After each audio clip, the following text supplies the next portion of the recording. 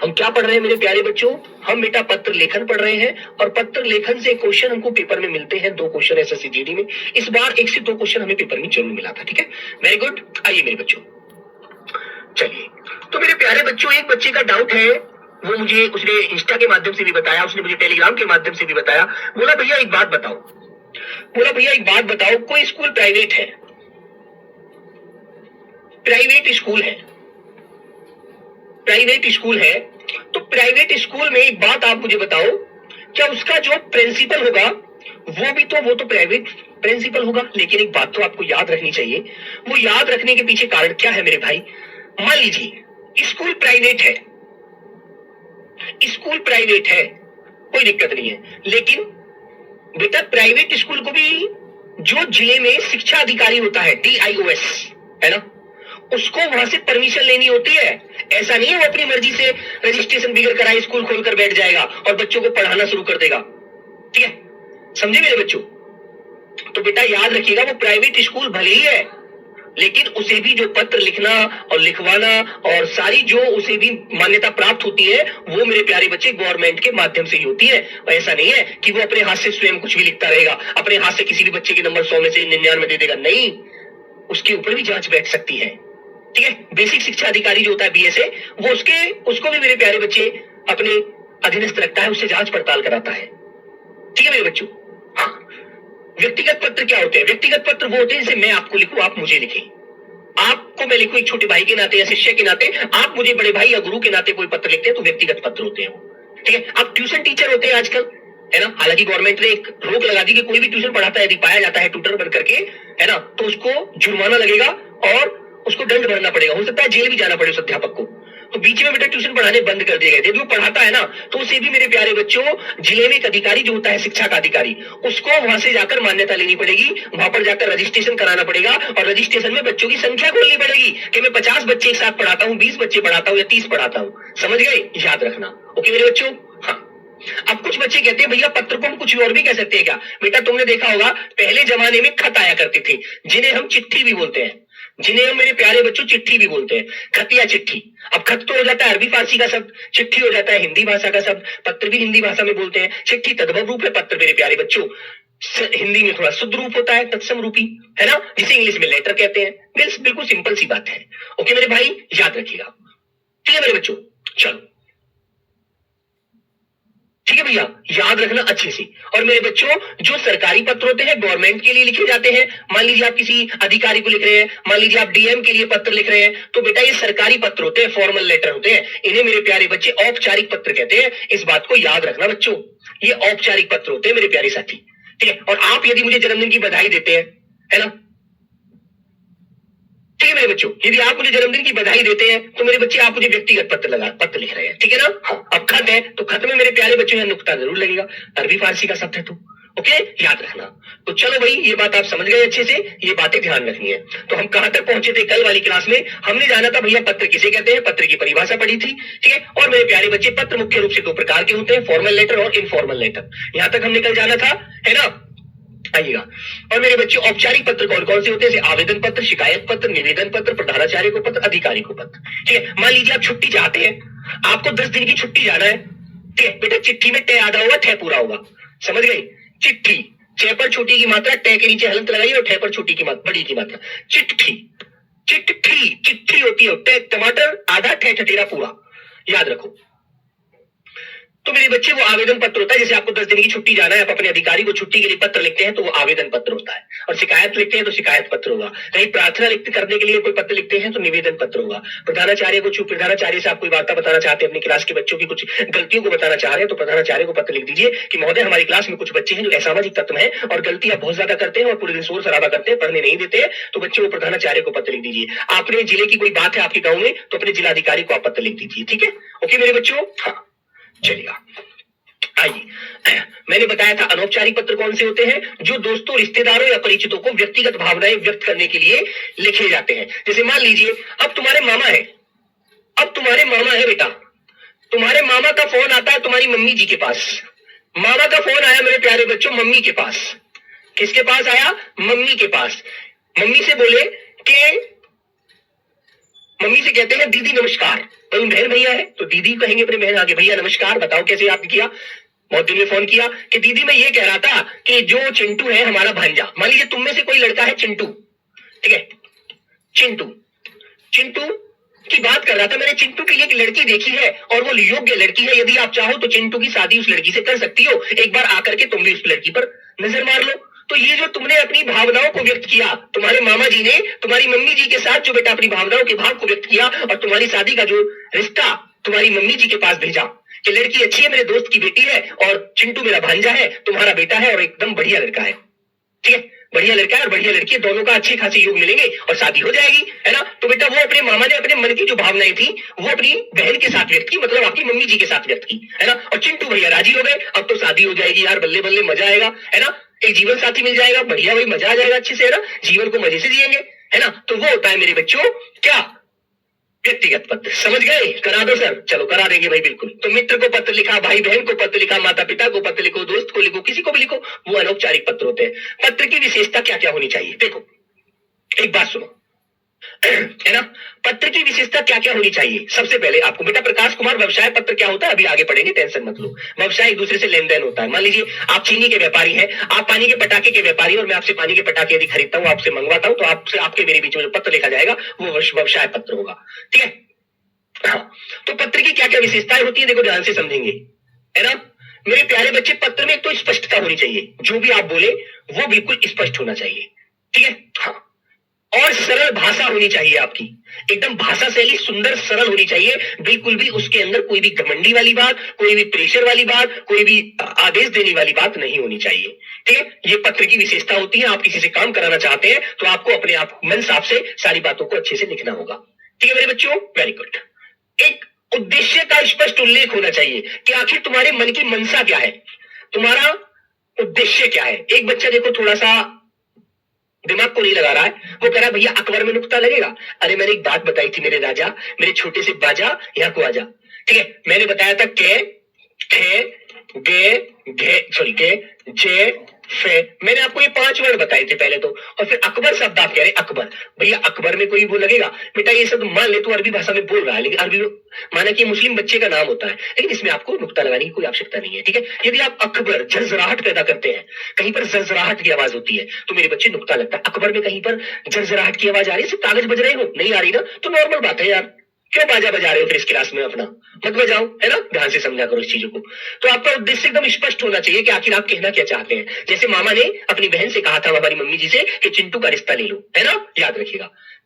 एक सबसे तीसरी बात, एक विनम्र और मर्यादित शैली होनी चाहिए। ऐसा नहीं कि आप उसमें अनाप शनाप कुछ भी लिख देंगे, नहीं, एकदम अपनी मर्यादा को रखते हुए इज्जत के साथ पेश आना है। ऐसा नहीं कि आप एक पेज पर एक A4 साइज के पेपर पर आप लेटर लिख रहे हैं तो उसमें आप गालियां भी लिख देंगे, उसमें आप कुछ भी बोल देंगे उल्टा सीधा, नहीं, बहुत ही सुंदर तरह से, बहुत ही एक एक बात को अपने को प्यार से कहिएगा, क्योंकि आप पत्र के माध्यम से अपनी बातों को बता रहे हैं। ऐसा नहीं कि वो तुम्हारा फेस नहीं देख रहा, जैसे आजकल आदमी व्हाट्सएप पर कुछ भी उल्टा सीधा लिख देता है, नहीं भाई, हमें अपनी इज्जत समझनी है, जैसे ऐसी सामने वाले की भी समझनी है। हमें मर्यादा वाले शब्दों का प्रयोग करना है जिसमें उसको भी ठेस ना पहुंचे, ठीक है मेरे प्यारे बच्चों, याद रखिएगा। तो मेरे भाई सबसे पहले नंबर 4, उचित प्रारूप होना चाहिए, प्रेषक का नाम होना चाहिए, है ना, जिसके लिए आप पत्र लिख रहे हैं। अब दिनांक लिखना चाहिए, अभिवादन करना चाहिए, मुख्य भाग फिर उसका लिखना चाहिए, फिर बेटा अपना उसके मुख्य भाग, फिर उसके बाद समापन, फिर अपना नाम पता, क्या मैं, मेरा नाम जैसे मैंने कहा नीरज शर्मा, नीरज शर्मा, ठीक है, RWA हिंदी फैकल्टी, ठीक है। इस तरह से आपको अपना नाम नीचे लिखना है और बहुत अच्छे से अपने शब्दों को बयां करना होता है, ठीक है, याद रखिएगा। ऐसा नहीं है आप पत्र में कुछ भी लिख देंगे, नहीं, पत्र की विशेषताएं होती है कुछ, पत्र में अपने शब्दों का मोल समझना चाहिए। पत्र का महत्व क्या होता है, पत्र का महत्व क्या होता है बेटा, जो खत या लेटर या चिट्ठी हम लिखते हैं उसका आखिर महत्व क्या होता है वो आप जानिएगा, है ना। सर मेरी कमेंट टेलीग्राम पर केवल एक ही मैसेज होता है, बेटा देखो एक मैसेज होने के बाद कम से कम 1 से 2-3 मिनट लगती है ना, और फिर आप इसमें लगभग ये मान लीजिए 3-4 मैसेज ही ज्यादा से ज्यादा कर सकते हैं, ऐसा नहीं है केवल। हाँ, जैसे मान लो बेटा सुन लीजिए, सभी बच्चे डाउट क्लियर कर लीजिए अपना, 8 बजे से रात के 10 बजे तक मैसेज होता है बेटा, 10 पीएम तक, 8 पीएम से 10 पीएम तक। आप 8 से 9 बजे के बीच में एक मैसेज कर सकते हैं, फिर 9 से 10 के बीच में आप एक मैसेज कर सकते हैं। कुल मिलाकर 2 मैसेज कर सकते हैं आपको सिर्फ। अब 2 मैसेज में आप अपने शब्दों को मर्यादा बनाए हुए जो भी लिखना चाहते हैं सो लिख दीजिए। ऐसा नहीं आप उसमें 50 मैसेज कर देंगे, फिर तो एक एक बच्चा बहुत सारी चीजें लिखेगा, किसी भी बच्चे का जवाब नहीं जा पाएगा। अच्छे से ध्यान रखो, ठीक है, इन बातों को याद रखो मेरे बच्चों। केवल आप 8 से 10 बजे के बीच 2 मैसेज कर सकते हैं, 2 मैसेज, ये आपको अनुमति होती है टेलीग्राम पर, ठीक है। अब डाउट में मत रखना अपने आप को। नंबर नेक्स्ट बेटा, मैसेज एक बातचीत का साधन होता है। संवाद का मतलब होता है अपने विचारों को दूसरे वाले व्यक्ति के पास पहुंचाना, ठीक है। तो संवाद का साधन है ये। जब दूर रहने वाले लोगों से संपर्क करना हो, मान लीजिए आप में से कोई बच्चा, अर्जुन नाम का एक बच्चा है और वो अमेरिका रहता है ना, उसको मेरे से कुछ कहना है। अब वो फोन से तो कुछ कह नहीं पाता, अपनी सारी बातों को व्यक्त नहीं कर पाता, है ना, कि मैं भैया से सामने बोलकर बात कैसे करूंगा, कैसे अपनी बात बयां करूं। वो क्या सोचता है कि मैं ऐसा करता हूं, मैं एक पत्र लिखता हूं और नीरज भैया के पते पर उसको भेज देता हूं, एड्रेस पर, है ना। तो उसने अपनी सारी बात लिखी और मुझे वो पत्र के माध्यम से सारी बातें मेरे को बता दी, है ना। समझ गए मेरे बच्चों? तो वो क्या हुआ बेटा, वो एक साधन हुआ संवाद का, अपनी बात को बताने का, ठीक है। बात क्लियर? हाँ, लिखना नहीं है बेटा सब कुछ आपको, ये लिखा लिखा है मैं आपको ये दूंगा, ऐसे ही आपको जू का तू मिल जाएगा। फिर मेरे बच्चे, सूचना देने का तरीका होता है ये, है ना। मान लो आपके पास मेरा नंबर नहीं है, फोन नंबर, आप डायरेक्ट मुझसे फोन पर बात नहीं कर पाते, है ना। ये मेरे प्यारे बच्चों, तो आपको क्या करना है, आप कहीं मान लीजिए सेना में एक लेफ्टिनेंट पद पर कार्यरत है और आपने सोचा कि नीरज भैया को मुझे खबर देनी है, मेरी शादी है 12 जुलाई की और मुझे उन्हें बुलाना है, सॉरी 11 जुलाई की, जनसंख्या दिवस की। उनको पत्र कैसे, उनको कैसे शादी तक कैसे बात पहुंचाऊं, शादी की कैसे उनको जानकारी दूं। तो आप क्या करेंगे, आप कहेंगे भाई नंबर तो मेरे पास है नहीं, एक पत्र, उनका एड्रेस है लेकिन मेरे पास, उनके पते पर भेज देता हूं, ठीक है। तो सूचना देने का जो तरीका है, स्कूल, कार्यालय, बैंक आदि में सूचना देने या लेने के लिए हम एक पत्र का प्रयोग करते हैं। अपनी शादी का पता भी, शादी की तारीख बताने के लिए पत्र का प्रयोग करते हैं, सूचना देने के लिए, है ना। क्लियर? तो स्कूल में तो करते ही है, लेकिन आपको यदि नॉर्मल भी कोई बात मेरे तक पहुंचानी है, नंबर आपके पास नहीं है, तो आप उसके माध्यम से भी पहुंचा सकते हैं, ठीक है। नंबर 3 मेरे प्यारे बच्चों, विचार व्यक्त करने का माध्यम, जिसमें अपनी बात व्यक्ति दूसरे व्यक्ति तक पहुंचा देता है, उसका एक माध्यम होता है बेटा ये। विचार व्यक्त करने का माध्यम है, अपने विचार, भावनाएं या अनुभव साझा करने के लिए हम पत्र का प्रयोग करते हैं, ठीक है। हाँ, ओके मेरे बच्चों, ध्यान रखना। अब आगे बात आती है बेटा सरकारी कार्यों में उपयोगी। सरकारी कार्यों में उपयोगी कैसे होता है ये आप ये जानते हैं अच्छे से। नौकरी के लिए आवेदन, शिकायत, सुझाव आदि में मेरे प्यारे बच्चों हम पत्र का प्रयोग करते हैं। एप्लीकेशन नहीं लिखते हैं आप लोग, तो उसके लिए आप पत्र का प्रयोग करते हैं मेरे बच्चों, ठीक है। Very good. हाँ, अब मैं आपसे एक बात, आपको उदाहरण देता हूं। आप एसएससी जीडी में सेलेक्ट हो जाते हैं, है ना, और अब तुमने कोई दूसरा एग्जाम मान लीजिए सब इंस्पेक्टर का दिया हुआ है सीपीओ के माध्यम से, अब तुम्हारा उसमें भी नंबर आ जाता है, तो फिर आपको सिपाही से क्या करना पड़ेगा, रिजाइन देना पड़ेगा। ये रिजाइन दोगे नहीं दोगे? दोगे यार, जब आपको सीनियर पोस्ट मिल रही है, आप सब इंस्पेक्टर होने जा रहे हैं, 2 स्टार लगाएंगे कंधे पर, तो बिल्कुल लगाएंगे यार, है ना। तो मेरे प्यारे बच्चे, आप अपने जो आपके अधिकारी होंगे, आप उनके लिए पत्र लिखेंगे, सेवा में श्रीमान कमांडेंट महोदय जी। एक तो कमांडेंट के लिए लिख दिया, एक डीआईजी के लिए लिख दिया, एक डीजीपी की डीजी के लिए लिख दिया, है ना, एक सेना के जो मुख्य चीफ होते हैं आपके, उनके लिए लिख दिया। 3-4 पत्र आपने लिखे कि सेवा में श्रीमान कमांडेंट महोदय जी, निवेदन यह है कि एक सिपाही रंगरूट, जो रंगरूट है, आप अभी आप ट्रेनिंग कर रहे हैं, नंबर आपको एक नंबर दिया जाएगा जो आपका पर्सनल नंबर होगा, 16-12-84, रंगरूट नंबर 16-12-84, अपनी इस सेवा से मुक्त होना चाहता है। क्योंकि कारण बताएगा क्यों होना चाहता है भाई, क्यों होना चाहता है, क्योंकि मेरा चयन बीएसएफ सब इंस्पेक्टर के लिए सीपीओ के माध्यम से हो गया है, जिसके लिए महोदय मैं आपको अवगत कराना चाहता हूं कि मैं एसएससी जीडी की जॉब को छोड़ रहा हूं। कृपया मेरे इस पत्र को या मेरे इस पत्र के माध्यम से सुनवाई करने की कृपा करें और मुझे इस सेवा से मुक्त करने के लिए आपका बहुत बहुत सारा धन्यवाद, है ना। ठीक है मेरे बच्चों, तो मेरे प्यारे साथी, आपको उससे छुटकारा, आपको उससे मतलब एक तो मुक्त होना है, आप उस सेवा से निर्मित होना चाहते हैं, सेवा को छोड़ना चाहते हैं, सेवा नहीं देना चाहते आगे, तो आप क्या करेंगे, आप अपने अधिकारियों को उसके माध्यम से, पत्र के माध्यम से अपनी सारी बातें बताएंगे और आप उस पद से क्या ले लेंगे, फिर रिजाइन देने के लिए तैयार हो जाएंगे। ठीक है, तो मेरे प्यारे बच्चों, आपका अधिकारी आपकी उस पत्र के माध्यम से, आपकी जो लेटर होगा, जो आपका पत्र होगा, उसको एक्सेप्ट कर लेगा कि ठीक है, जब सीनियर पोस्ट उसको मिल रही है तो वो जूनियर सिपाही क्यों बनेगा भाई, वो तो सब इंस्पेक्टर बनेगा। तो उसके लिए मेरे प्यारे बच्चों, इस तरह के पत्रों का हम प्रयोग करते हैं। ठीक है, वेरी गुड, करोगे ना, यही चीज आपको ध्यान रखनी है। आइएगा, अब हम आगे बढ़ते हैं। पत्र के मुख्य अंग क्या क्या होते हैं। देखो बेटा, पत्र सब लिखते हैं आप लोग, लेकिन पत्र के मुख्य अंग क्या क्या होते हैं वो आपको पता होना चाहिए। सबसे पहले प्रेषक का पता। प्रेषक कौन, पत्र लिखने वाला। पत्र लिखने वाले का पता सबसे ऊपर बाईं ओर। मान लो ये बेटा एक पत्र है, लेटर है, इसमें सबसे ऊपर यहां पर लिखा, देखा होगा आपने, प्रेषक, देखा है ना, प्रेषक का पता। जैसे आपने लिख दिया कि दिल्ली, दिल्ली या लेफ्ट में लिखा जाएगा, राइट में नहीं बेटा, लेफ्ट में, दिल्ली 11/02/15/24, ये आपका एक एड्रेस है। ठीक है, और मेरे प्यारे बच्चों, इसके बाद फिर आप क्या करते हैं, फिर आप जिस दिन उस पत्र को लिख रहे हैं उसका दिनांक, जैसे आज का दिनांक है 30/6/2026। फिर उसके बाद प्रापक का नाम, पता, जिसे पत्र भेजा जा रहा है, जिसको आप पत्र भेज रहे हैं। मान लीजिए आप पत्र भेज रहे हैं RWA के लिए, ठीक है, इन्हें याद नहीं करना है यार, सीधा क्वेश्चन आता है भाई सत्येंद्र गुसी जी, याद नहीं करना, ये तो सिर्फ पता होना चाहिए पत्र हमें कैसे, पत्र में क्या क्या हमसे पूछा जाता है। क्योंकि आप सिपाही बनेंगे SSC GD के, तो आपने अपने अधिकारी को पत्र लिखना है। तो आप कैसे पत्र लिखे, सबसे पहले आप अपना नाम, पता लिखे, कांस्टेबल नंबर लिखे, उसके बाद दिनांक डाले, फिर जो जिस अधिकारी को लिख रहे हैं उसका नाम डाले। जैसे आपने कहा कमांडेंट, कमांडेंट कुलदीप सिंह, ठीक है, कमांडेंट मेजर कुलदीप सिंह, है ना, इस तरह से आप अपने अधिकारी का नाम पता डालेंगे।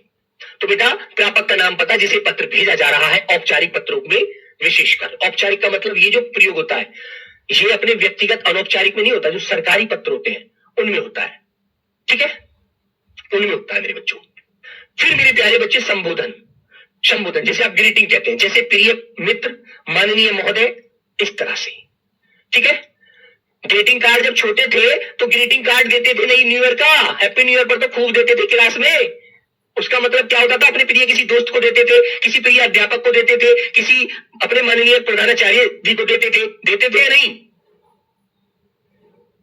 है ना। हाँ, तो मेरे प्यारे बच्चों, उसमें आप जैसे अपने प्रिय मित्र के लिए लिख रहे हैं, माननीय महोदय के लिए लिख रहे हैं, वो संबोधन लिखेंगे उसके नीचे।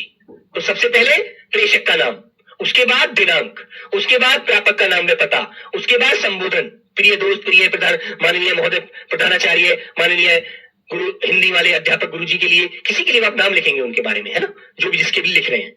फिर उसके बाद मुख्य विषय आ जाएगा आपका, बॉडी क्या है, आखिर इस पत्र का उद्देश्य क्या है। ठीक है मेरे बच्चों, बेटा छुट्टी के लिए आप पत्र लिखते तो आवेदन पत्र कहलाता है ना। जैसे कि आप प्रधानाचार्य अपने अधिकारी को छुट्टी के लिए पत्र लिख रहे हैं, तो वो आपका एक आवेदन पत्र होता है जिसमें आप छुट्टी चाहते हैं।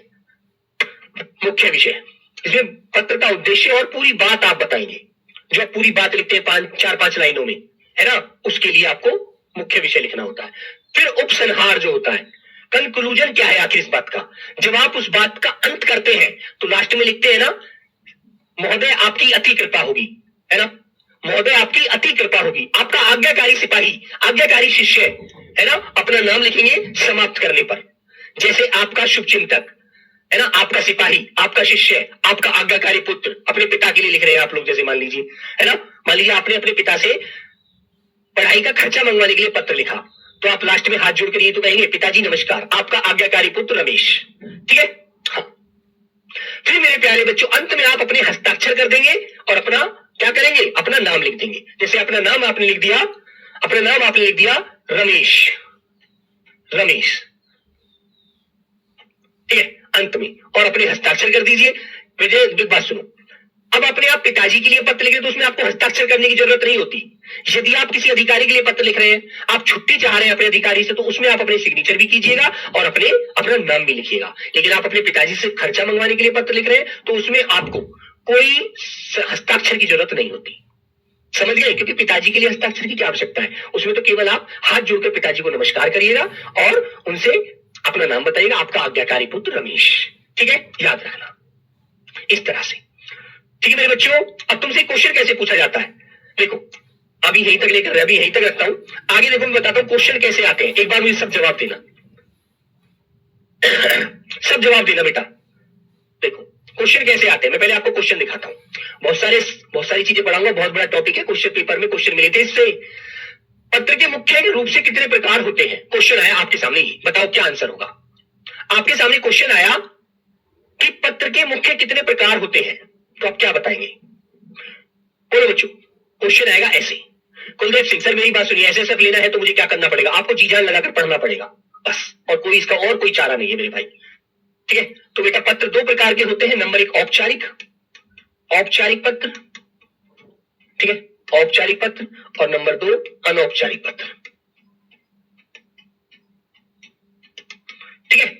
Option A. क्वेश्चन आएगा दूसरा, अपने से बड़े आदरणीय संबंधी को आप पत्र लिखते हैं, लिखते समय संबोधन क्या होना चाहिए। मान लीजिए आप पत्र लिख रहे हैं मेरे लिए, है ना, या मान लीजिए अपने पिताजी के लिए लिख रहे हैं, तो आपका पत्र में संबोधन क्या होना चाहिए, बताओ, बोलो मेरे प्यारे बच्चे, क्या होना चाहिए संबोधन आपका। बेटा आवाज थोड़ी तेज है तो थोड़ी कानों में गूंजती होगी, है ना, आवाज थोड़ा धीमे मेरे पास बोला नहीं जाता यार, क्योंकि मुझे आदत नहीं है, मेरे को बड़ा ऐसा लगता है कि मेरे अंदर जुनून नहीं है। फिर आप एक एसएससी जीडी के सिपाही हैं, तो आपके अंदर में जितना हौसला जज्बा होना चाहिए वो जरूर होना चाहिए, है ना। आप ऐसे बोलेंगे नहीं मेरा नाम है नीरज, मेरे बस की नहीं है बेटा ऐसे, फिर आप इस देश के सिपाही नहीं है, आपको इस सरकारी वैसे जॉब की तैयारी कीजिए, नहीं ऑफिस में बैठने वाली। आप देश के जवान है तो आपकी आवाज में दहाड़ होनी चाहिए कि जो हमारे देश को जिस जवान की जरूरत है वही मिले, ठीक है।